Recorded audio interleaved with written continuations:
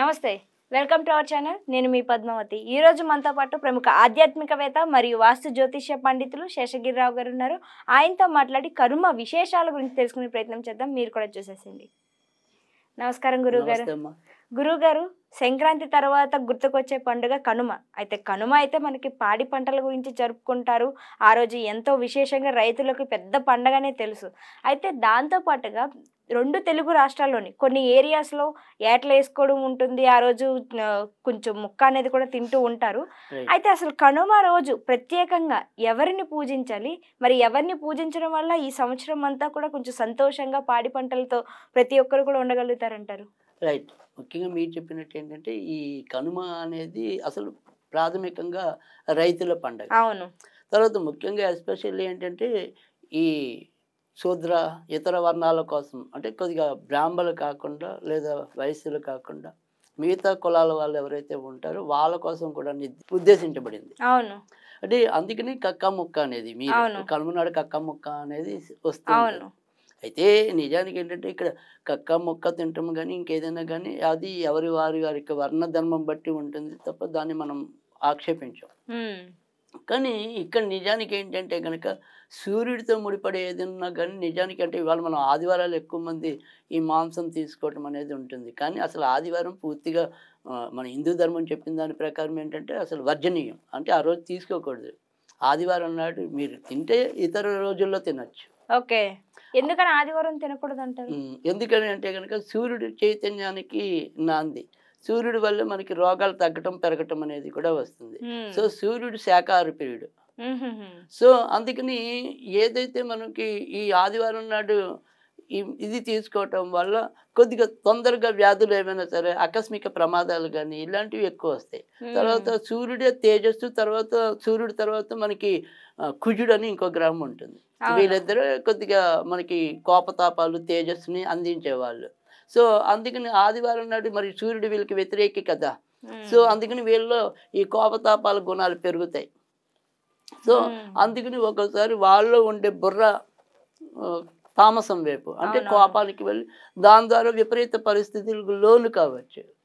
So అందుకని నిజానికి ఏంటంటే అసలు ఆదివారం మాంసం ముట్టద్దు అని ఉంటుంది ధర్మాల్లో అయితే. కానీ ఇవాళ మనకి ఓకే అది ఎవరి వీలు బట్టి వాళ్ళు ఆదివారం మాంసం తినడం అనేది ఆనవాయితీ కింద మారిపోయింది. సరే ఇంకా అందుకని సరే వాళ్ళ వర్ణ ధర్మాలు బట్టి మనం వదిలేద్దాం. కానీ బట్ శాస్త్రంలో ఉన్నది నేను చెప్పాలి కాబట్టి అదే చెప్తున్నాను అంతవరకే. సో వాళ్ళు ఎప్పుడు తింటారు అనేది వాళ్ళ ఇష్టం. దాన్ని మనం తప్పు పట్టట్లేదు. కానీ బట్ ఉన్నది ఏది ఉందో అదే చెప్పాను నేను అంతవరకే. తర్వాత రెండోది వచ్చేప్పటికి ఏంటంటే ఇది కూడా మనకి ఇవాళ కనుమనాడు ఏదైతే ఉందో అది ముఖ్యంగా కొద్దిగా వేరే వేరే కులాల వాళ్ళకి కోసం ఉద్దేశించబడింది కాబట్టి కొంతవరకు ఆ సాంప్రదాయం అనేది కొనసాగుతుంది. మక్క మొక్క అది చాలా చక్కగా చేసుకోవటం అనేది. కానీ ఇది కూడా నిజానికి ఏంటంటే మనకి పండగలన్నిటిలోకి ఏవైతే ఉందో ఇది సూర్యుడి పరంగా వస్తున్న ఏకైక పండగ. తర్వాత రెండోది ఏంటంటే మన పండగలన్నీ కూడా తిథి ప్రకారము తర్వాత కొన్ని మాసాల ప్రకారము వస్తాయి. తర్వాత కొన్ని పౌర్ణమి ముందు చేసుకోవాలని, కొన్ని అమావాస్య ముందు చేసుకోవాలని ఇలా వస్తాయి. కానీ అలా కాకుండా కేవలం ఒక సూర్యుడి యొక్క సంచారం పలానా రాశిలోకి ప్రవేశించినప్పుడు ఈ పండుగ చేయాలని వచ్చేది ఏకైక పండుగ ఇది ఒకటే. అంటే మనం వినాయక చవితి చేసుకున్నాం అనుకోండి, భాద్ర శుద్ధ చవితి నాడు చేసుకుంటాం. అంతేగాని పలానా నెలలో సెప్టెంబర్ 4వ తారీఖు చేయండి అలా ఉండదు. సో అలా ఏ పండుగైనా సరే. సో ఆ ఉగాది వచ్చింది అంటే కనుక మరి చైత్ర శుక్ల పాడ్యం నాడే చేస్తాం. అవును. సో అందుకని ఇక్కడ సూర్యుడితో సంబంధం ఉంది కాబట్టి ఎప్పుడు వచ్చినా మీకు అందుకని జనవరి 13, 14, 15 వీటికి అటు ఇటుగానే వస్తుంది. సూర్యుడు పలానా అంటే మకర రాశిలోకి ఎప్పుడైతే ప్రవేశిస్తాడో అప్పుడు మాత్రమే సంక్రాంతి జరపడం అనేది. అంటే మనకి సూర్యుడు మాత్రమే ప్రత్యక్షంగా కనపడే దేవుడు. అవును. అంటే మిగతా దేవుళ్ళు మీరు చూస్తారు చూడరు. సో లేరు అనుకుంటే లేరు, ఉన్నారు అనుకుంటే ఉన్నారు. కానీ సూర్యుడు లేరంటే మీరు ఒప్పుకోవాలిగా, ఉన్నాడుగా, కంటికి ఎదురకుండానే కనపడుతున్నాడుగా. సో అందుకని కంటికి కనపడే దేవుడు ఎవడు అంటే కనుక సూర్యుడే. సో ఆ సూర్యుడి యొక్క గమనం బాగుంటేనే కర్షకులు బాగుంటారు. సో కర్షకులు బాగుంటేనే మనందరం బాగుంటాం. కనుక ఇక్కడ ఏదైనా అందుకని మనకి ప్రకృతిలో ఏవైతే మనంటికి సహాయం చేస్తున్నాయో వాటన్నిటికీ కూడా ఎప్పుడో అప్పుడు కృతజ్ఞత చెల్లించుకోవటం అనేది మన యొక్క పండగల సారాంశం హిందూ ధర్మంలో. అందుకని ఇక్కడ కర్షకుడిని గౌరవించడంతో పాటు కర్షకత్వానికి అంటే మనం ఏదైనా సరే ఫలాలు పండడానికి వాటన్నిటికీ ఉపయోగపడే పశు సంపద ఏదైతే ఉందో వాటిని కూడా మనం గౌరవించడం. అందుకే గంగిరెద్దుల రూపంలో వాళ్ళు వచ్చి మన దగ్గర అంటే ఇప్పుడు ఉత్తి రోజుల్లో కూడా వచ్చి వాళ్ళు యాచించుతున్నారు, అది వేరే విషయం. కానీ పాత రోజుల్లో ఈ గంగిరెద్దులు కానీ హరిదాసులు కానీ జంగమ దేవర్లు కానీ ఇలాంటి వీళ్ళందరూ కూడా మనకి ఈ సంక్రాంతి రోజుల్లోనే కనపడేవాళ్ళు. మిగతా రోజుల్లో వాళ్ళంతా ఉండరు. ఇప్పుడు యాచనా మార్గాల్లో అదొకటి అయింది కాబట్టి ఇప్పుడు మనకి ఉత్తి రోజుల్లో కూడా ఈ గంగిరెద్దులు వాళ్ళు ఎక్కడ పడితే అక్కడ వీధుల్లో కనపడుతున్నారు మనకి. కానీ గంగిరెద్దులను అలంకరించి అర్చించడం అంటే మనకి వాళ్ళకి ముఖ్యమైన పొలాలకి ఉపయోగం దున్నేదే వాళ్ళతో, ఆ ఎద్దులతో కదా. అందుకని ఆ ఎద్దుల్ని గౌరవించడం అనేది లేదా మన యొక్క పశు సంపదని గౌరవించడం అనేది. తర్వాత ధాన్యపు రాసులన్నీ కూడా మన ఇంటికి తరలిస్తారు, అంటే రైతులు చెప్పేది. ఆ సంపద వృద్ధి చెందటం అనేది అంటే ధాన్యపు సంపద వృద్ధి చెందాలి, పశు సంపద వృద్ధి చెందాలి. తర్వాత దేశం లేదా ప్రాంతం యొక్క వాతావరణం సమతుల్యంగా ఉండాలి. ఇవన్నీ ఉన్నప్పుడు మాత్రమే మనం సంక్షోభం లేకుండా సంక్షేమంలోకి వెళ్ళగలుగుతాం. సో అలాంటి సంక్షేమం లభించడానికి గుర్తుగా ఈ కర్షకుల పండగగా ఈ కనుమ చేసుకుంటున్నాం. ఎందుకంటే తల్లి ఈ రైతులను కాపాడు, ఈ సంపదను కాపాడు, వీళ్ళందరూ బాగుంటేనే మేము బాగుంటామని చెప్పి మనం పూజించే దేవుల్ని మొక్కుకోవటం. ఆ రకంగా వీరి పరంగా కూడా మనం స్తుతి చేయటం అనేది కనుక ఆ రకంగా మనం ఈ కర్షకుల పండుగ కనుమకి చాలా ప్రాధాన్యత అనేది ఉంది. సో భోగి నాడు నుంచి కనుమ నాడు 3 రోజులు కూడా మనకి చాలా ప్రాధాన్యత అనేది ఉంటాయి. భోగి రోజు నాడే బొమ్మల కొలువు పెట్టి కనుమ నాటితో ముగించడం అనేది ఉంటుంది. తర్వాత అదే భోగి నుంచి 3 రోజులు కూడా ఈ గొబ్బెమ్మలు పెట్టి కనుమ అది భోగి రోజు. అయితే ఈ గొబ్బెమ్మలు కూడా ఉంటాయి. ఈ గొబ్బెమ్మలు కూడా కనుమ రోజు దాకా పెడతారు.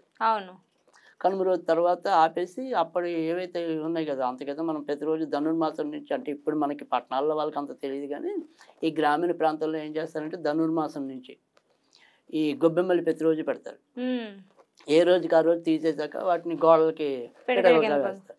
ఈ పిడకలుగా వేసినవి ఏవైతే పిడకలు ఉన్నాయో రథసప్తం వస్తుంది కదా నెక్స్ట్ నాల్లో ఫిబ్రవరిలో వస్తుంది ఇంచుమించుగా. ఆ సప్తమి నాడు వచ్చే రథసప్తమి నాడు ఈ యొక్క పిడకల మీద ఈ పరవాన్నాన్ని వండి సూర్యుడికి నివేదన చేస్తారు. అప్పుడు మన ఆరోగ్యం బాగుంటుంది అని చెప్పి. కనుక ఆ రకంగా ఈ కనుమ పండుగ రోజు కర్షకుల యొక్క సంక్షేమాన్ని మనం కోరుకోవటం అనేది ముఖ్యం. కనుక ఇక్కడ మనం ఏం చేయాలంటే సరే ఎవరికి తెలిసినది పైగా రైతులు వాళ్ళ పద్ధతులు వాళ్ళకు ఉంటాయి. కానీ నేను చెప్పేది ఏంటంటే కనుక ఏదైనా సరే దేశంలో ఇలా అవాంఛనీయ సంఘటనలు జరగకుండా, అంటే ఉన్నటువంటి విపరీతమైన వరదలు లేదా అకాల వర్షాలు ఇలాంటివి ఏవైతే మనకు ప్రకృతికి ఇబ్బంది పెడుతూ ఉంటాయో లేదా మన యొక్క సంక్షేమానికి ఇబ్బంది పెడుతూ ఉంటాయో వాటన్నిటిని గుర్తు పెట్టుకుని ఇప్పుడు మనం ఏదైనా సరే చేసే క్రియ ఏదైతే ఉంటుందో ఆ క్రియ ఏంటి అంటే కనుక మొదట అసలు ఈ పండగ రోజు ఎవరికైనా సరే గుమ్మడికాయ దానం ఇవ్వటం అనేది అసలు ప్రధానమైనది. సో ఈ 3 రోజుల్లో కూడా కొంతమంది గుమ్మడికాయ దానం చేయటం అనేది ఉంటుంది. సో గుమ్మడికాయ దానం ఇవ్వటం వల్ల కూడా మంచి జరుగుతుంది. మీకు చేతనైనంత వరకు ఏదైనా సరే దగ్గరలో ఏదైనా పూజారి ఉన్నారు లేదు ఇంకెవరైనా తీసుకునే వాళ్ళు ఉన్నారు, వాళ్ళకి మొట్టమొదటిగా మనం ఇవ్వాల్సింది గుమ్మడికాయ. సో అది ఫస్ట్. ఇది ఎవరి శక్తి కొద్దీ వాళ్ళు ఆచరించండి. అలా తర్వాత రెండోది ఈ రైతులు బాగుండడం కోసం మనం ఏం చేయాలి అంటే కనుక కొద్దిగా నెలకు ఒక సోమవారమైనా సరే ఈ అన్నపరవానం వండి లక్ష్మీదేవికి నివేదన చేయండి.